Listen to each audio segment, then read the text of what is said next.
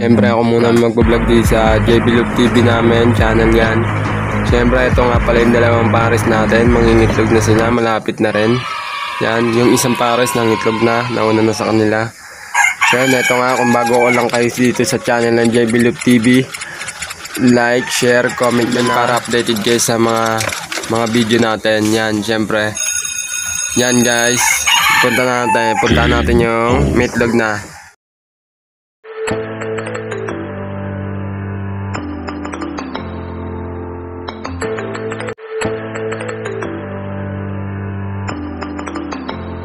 Na siya kasi ayan, nangitlog nga yung pares niya. Yan, nangitlog na nga, ayun oh. Yan, nangitlog na. Punta tayo sa kabila, sa dalawa natin bagong ano nga yan, ilim na green cell, ganda oh. Oh, ito babae na to. Yan, babae, hen, ito kak. Mandi sa anim natin na kalapate. Yan kasi binataan na sila. Mamaya sisilipin natin yung guys para makita nyo kung ano pinagbago nila nung bata sila ngayon. Dalawa na lang umiiyak, yung apat bumabara ko na. Ganda. So guys, tingnan natin yung yung sa malaking kulungan natin. Syempre nandun lang. Balik na natin to saan nila, sa nanay.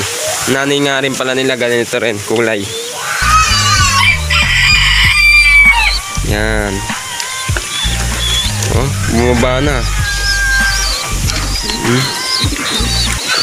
Yan. Babalik natin kasi baka dagain eh. Nangaaway oh. Oh, yan. So guys, andito na nga pala tayo sa malaking kulungan natin. Siyempre ito na nga yung mga naka-BFRC na ring. Yan, ito. Maglilipas na nga sila ngayong buwan. Yan, kasi ilang araw nandito sila sa may bubong, naka-viewing. Tapos sigurado nababasa, tapos taarawan. Yan, nagkasakit siya ngayon. Ngayon sinusubukan ko ng gamot. Yan. Yan nga pala yan. Yan. Yan, barakong na siya. Yan pala ang tatawag natin yan, opal. Kasi ang ganda ng pakpak niya kung makikita nyo. Yung lapad ng pakpak, ang ganda. Nas batik-batik. Ito nga pala yung kapatid niya, si Bukol. Si Bukol, Cowboy. Yan, ito nga pala yung kapatid ni Itim. Yan, kung tatanungin niya si Itim tapos si Red Bar. Yun, ewan ko kung nakita ng kapitbahay namin yung video. Binili agad. Yan, inawitan niya sa akin. Kaya yung dalawa nawala na dito, kaya 6 ulit. Yan, 6 na lang sila. Yung 4 dito naka-BFRC.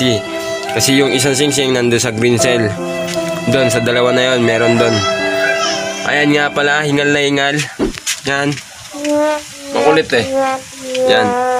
Hingal na hingal siya oh. Hingal lang hingal oh.